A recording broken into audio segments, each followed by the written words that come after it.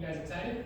Yeah, all right, so we're gonna go ahead and present, this is Miss Stallworth, so she's gonna help us out. She's part of the Pcom administration, and she's gonna help you guys kind of look at the programs that they have, especially DOs like we talked about, all the ones that we present, so give her a round of applause, guys.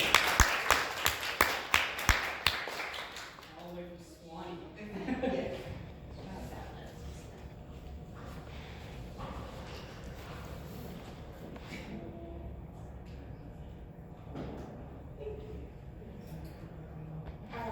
So as he said, my name is Pcom.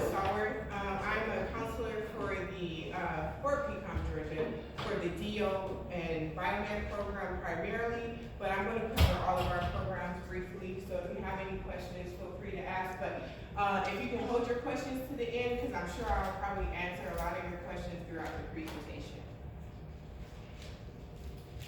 All right, so first I just kind of want to talk a little bit more about osteopathic medicine. Are you familiar with osteopathic medicine?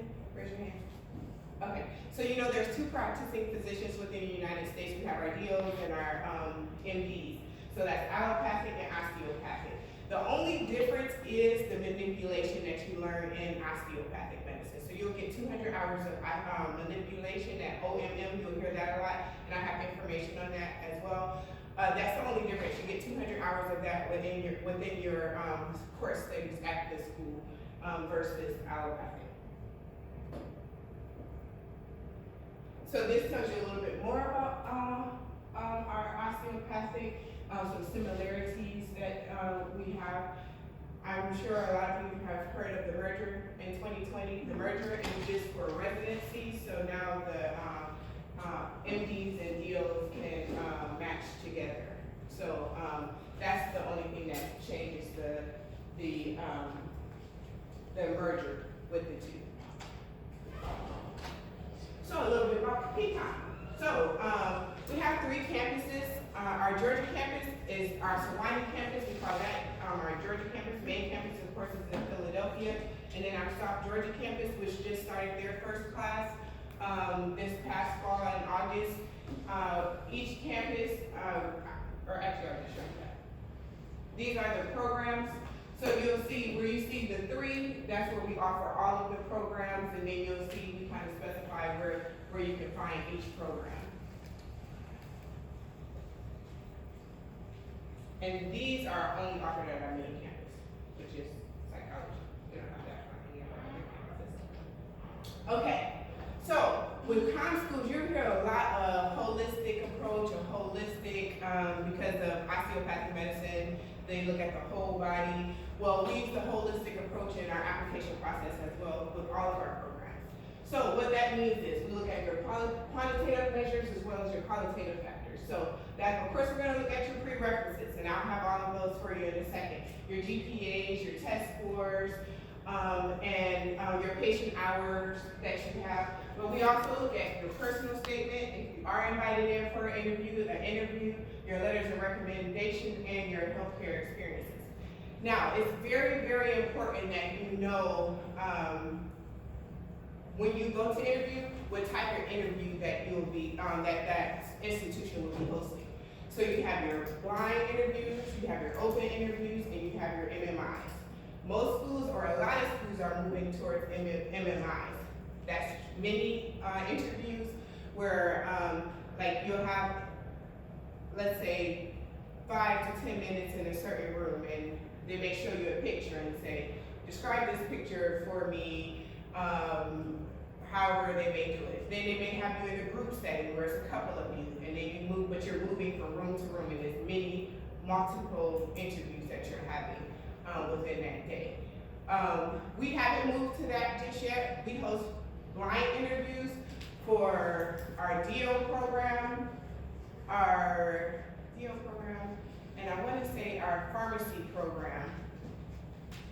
And PT, we host open interviews as well as PA. Now the difference between those, a blind interview means that you're interviewing and the person interviewing you has not seen anything in your application packet. So you're just interviewing and they're basing their decision off of your interview. Then a committee comes together later the committee comes together and then reviews your application and they make their decision. So those two decisions go into a pile, then the committee comes together and make a decision off of those two decisions. Did I say, y'all understand that? Okay. Yes. Now, open interview just means that the person that's interviewing you has your whole file in front of you, and then they can ask you anything about your file. In a blind interview, they cannot ask you anything about your file. But if you offer that information up, they can start asking. So that's just a little bit. If you don't say anything about, like, say, grades or test scores or anything like that, they cannot ask you those things in a blind interview. So our DO program, it's a 4-year program. The first 2 years you're in class, on campus, in lectures and labs. Your 3rd and 4th year, you're out on our rotations. Our rotations are primarily in Georgia. We had a lot in South Georgia, but since we opened up our South Georgia campus, they kind of took a lot of our rotations in South Georgia. So, but we still have rotations down in that area, but primarily like the Atlanta region, we have some in South Georgia, we have some in Alabama, we have like 25 slots in Philadelphia, and a couple in Tennessee. Now, if you're saying you're from North Carolina, and you know a physician there, and you're like, hey, I want to do a rotation here, you can opt to do that, but you have to talk to our clinical education manager, and then they'll set that up for you. And then you see the number here at Philadelphia, we see 270, we see 135 at my campus, which is in Swanee, and 55 in South Georgia. So these are the requirements. Of course, a bachelor's degree. I have the science requirements on the next slide. It's all of this is also online, but if you want to snap a picture of it, it's fine. So you can have it handy. Must be a U.S. citizen or a permanent resident. The centralized database that you will apply to is the COMIS. Their deadline is February 1st. It opens up in May. That's where you're going to submit everything, your letters of recommendation, your personal statement, your MCAT scores, your transcripts. There is a $75 institutional fee. We no longer have a supplemental application. We added all of our questions within the primary application. And then, like I said, an interview. If you are invited in for an interview, these are the requirements to gain a seat within the DO program. Now, this is our class profile for the class that just set this fall. We received over 5,000 applications, the interviews we had, admitted, and how many we see. We always see 135, we don't go under or below. These are the averages. So the average GPA is 3.5, 3.4 for overall science, and a 5.03 in the MCAT. Now keep in mind those are averages. So of course we've accepted higher, but we've accepted a little lower to come up with that range. And those are the prerequisites there. I just like to point out this, the 16 hours of chemistry, make sure that 4 of those hours are organic chemistry with the lab. And then 3 of them must be biochem. Alrighty, so biomedical sciences. This is the master's program. It's a 2-year program. You could do a graduate certificate in it, but a lot of students that go into this program are interested in some type of healthcare profession or in professional school. A lot of them are interested within our DO program, and so they go into this program to make themselves more competitive or get a little bit more of that biomedical sciences before starting the program. So the first year is your foundation year. That's where you're getting the foundation of biomedical sciences. So it's a rough year, it's a tough year. You're taking biochem that year, you're taking a lot of like hard hitter courses. The courses that you would take in medical school, you're taking that first year. It's just in medical school you learn it a lot faster than you do in this program. They give you a year to learn it. But the second year, if you choose to do the second year, you can choose one of these concentrations. Now if you are interested in some type of professional school, it's important that you know which concentration, or you choose the correct concentration, because they want a science-based, and not all of these are science-based concentrations.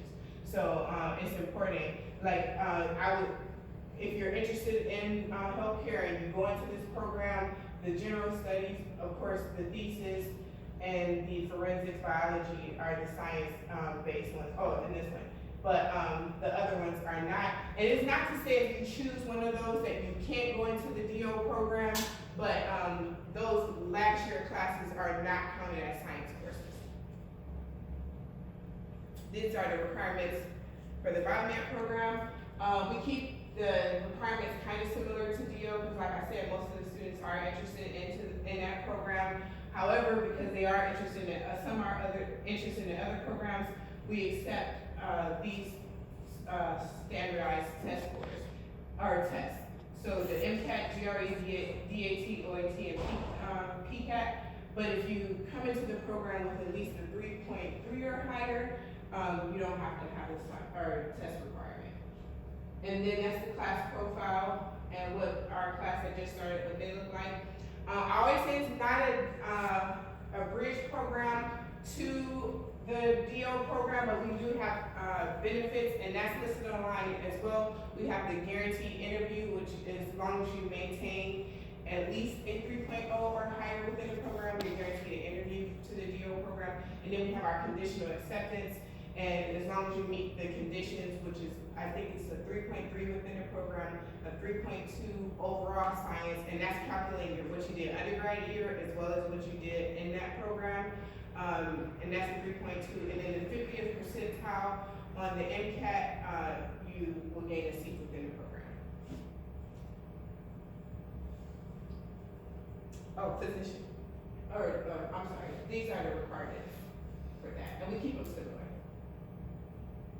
So our PA program. So our PA program is a 26-month program. The first year on campus, the last year you're out on rotations.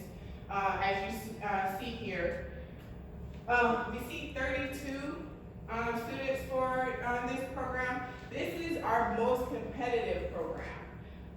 And I say that because of once you see the stats on this page. So these are the requirements. Bachelor's degree within the United States, UK, or Canada. And the course requirements are on the next page here. But the CASPA is the centralized database that you will apply to. Applications open up in April. You will need a letter of recommendation, your personal statement. You do need a letter of recommendation from a physician assistant or a nurse practitioner is a requirement. The other requirements are listed on our website. A personal statement and a minimum of 200 hours. But I would encourage you, if you are interested in this program, that you have more hours. On average, our students submit over 1,000 hours of direct patient care hours. Of course, your transcripts and then your interview. And again, this is one of the programs that have an open interview. So, and the reason why I said that it's most competitive because of the averages. We do not require the standardized test. Most programs require the GRE. But we just require the science courses and other courses that I have listed on our next page. But the average is a 3.6 overall and a 3.6 overall science.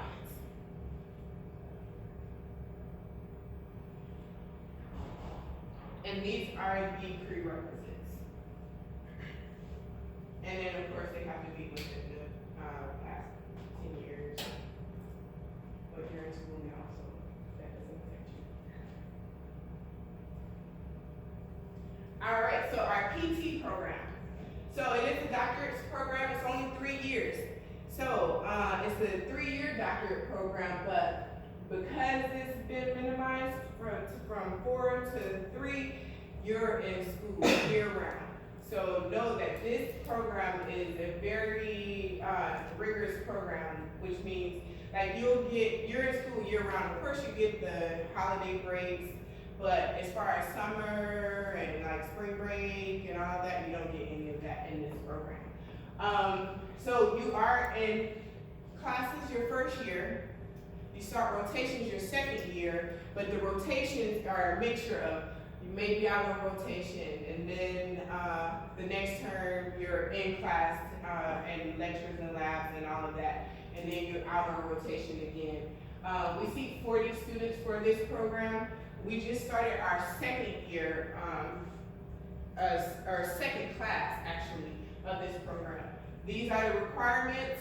PTCAS is the centralized database. All of our programs have a centralized database that you apply to first. So PTCAS is a centralized database for this. It opens up in July. This program, PT and PA, are both summer programs. All of our other programs are fall programs. So summer program starts in July. So this program will start in July as well. So your letters of recommendation, personal statement, GRE scores, shadowing hours, transcripts.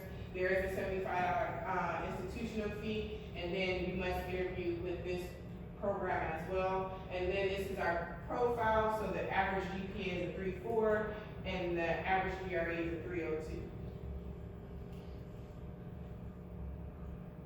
And then these are the prerequisites for that program.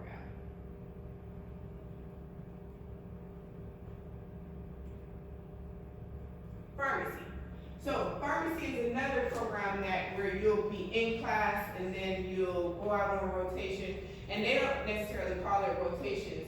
You'll see the introductory pharmacy practice experience. That's like a rotation. So you start that, or what you see here, within your first 3 years. So say how that works, like a rotation, it means that you're probably gone for like a month at a certain place, and you're rotating, and you're basically being a physician or a physician assistant at that place that you're practicing. Well, with this introductory, how it works is you may go, you still come to campus, but you'll go out like say from 1 to 3. It's almost like going to work. You go to work and you get that introductory experience, and then you come back to campus to finish up classes for the rest of the day. That's how the introductory. The advanced pharmacy practice experience is like a rotation where you're gone for a few weeks or so, and you're out and you're in the area. So we just started our dual degree. So the PharmD and MBA, and you can also choose a concentration with this program. We see 70 to 80 students in this program. This is the only program that does not require a bachelor's degree. But the courses that are required, I encourage every student to get a bachelor's degree, because it's been a couple of times that I had students that or applicants that have called me like, hey, I have my PharmD degree, but I want to go into the DO program. But because they don't have a bachelor's degree, they can't go into our DO program until they complete a bachelor's degree, and then they can apply. So yeah, and to have a PharmD degree, it's like, hey, you already calling me doctor now.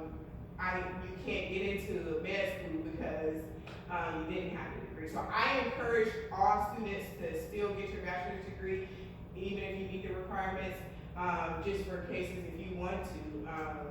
Like our director of our PA program, she's a physician assistant as well as a pharmacist. So, but she was able to do that because she has a degree.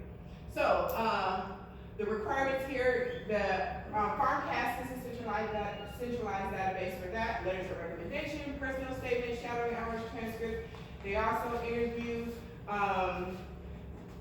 So we don't require the PCAT anymore unless you have under a 3.0.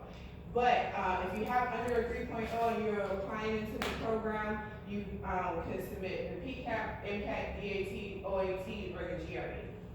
And then this is the overall, the profile for the class I just said, the 2.8 overall and a 2.6 science GPA.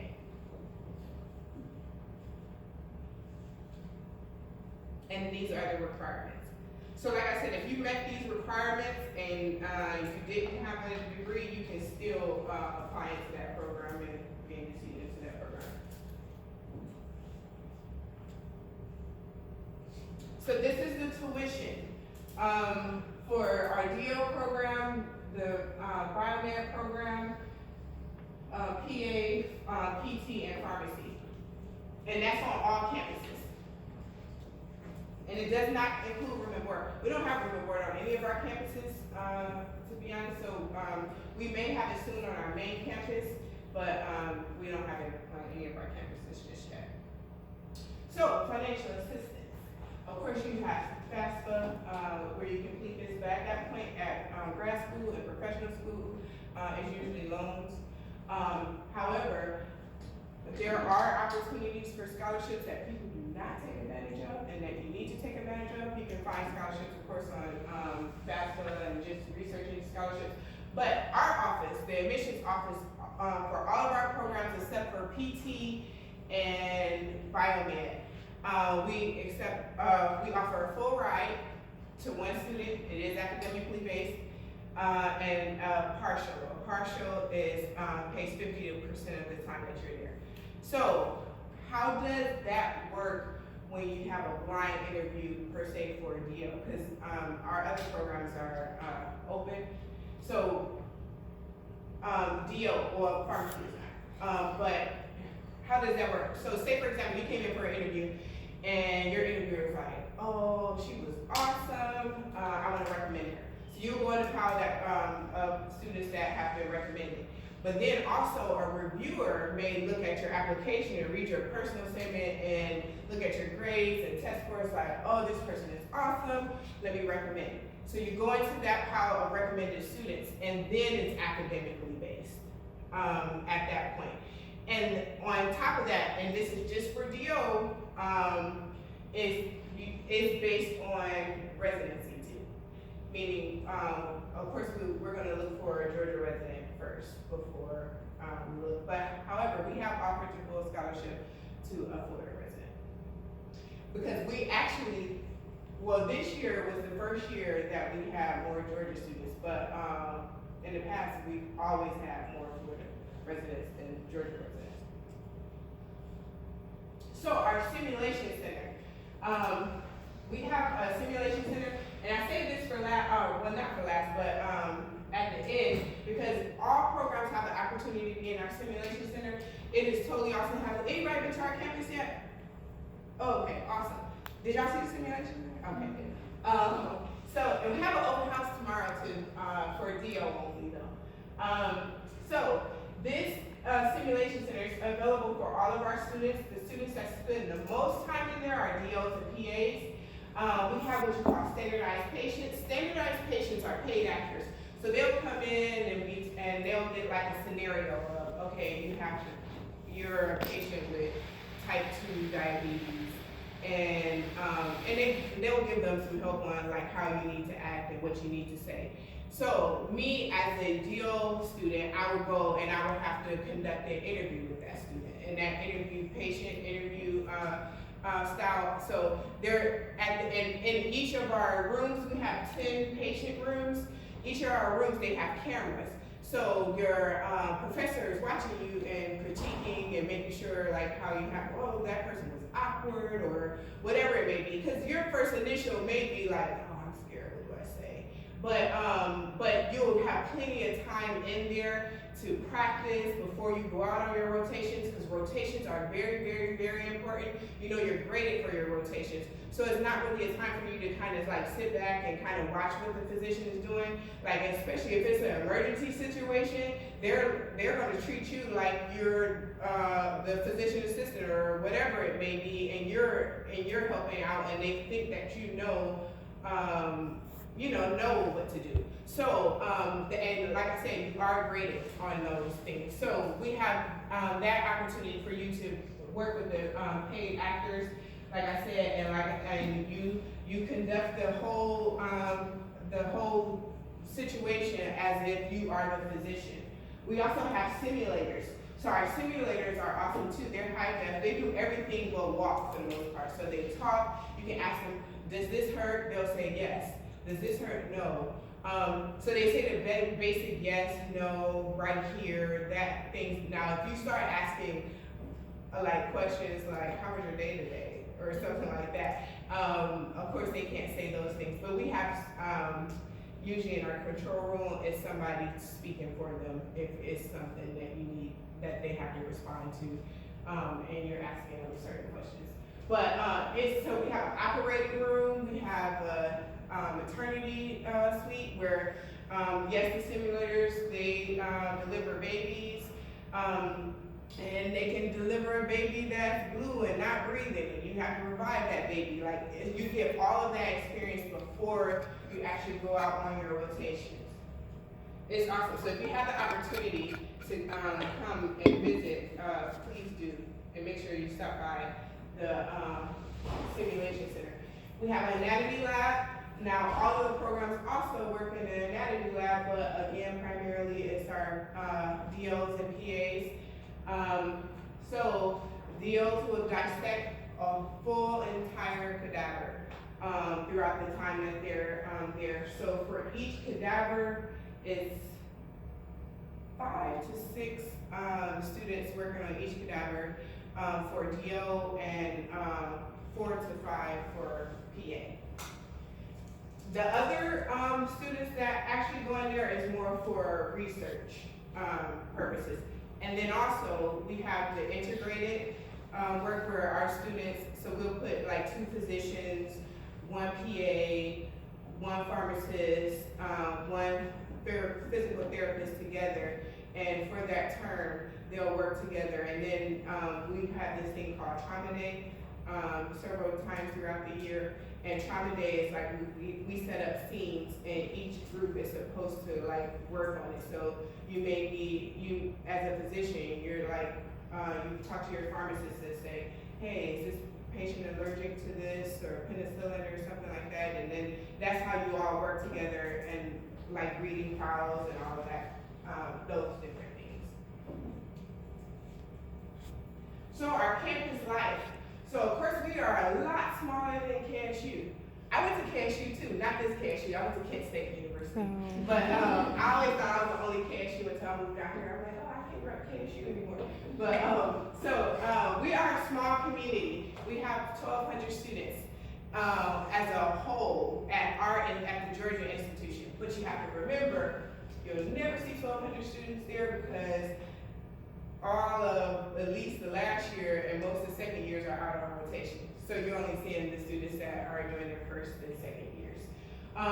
So we have that family-like environment, but we still would like to let people know that we still have that experience. You can still have that experience of community and different things of student affairs. So our student affairs office hosts everything from the time you come in. So orientation, white coat ceremony. All programs receive white coats except for violet now. PT didn't, but they just started this year. So white coat ceremony, of course, graduation. We have academic support office and counseling services for you too. And we now have an office of diversity.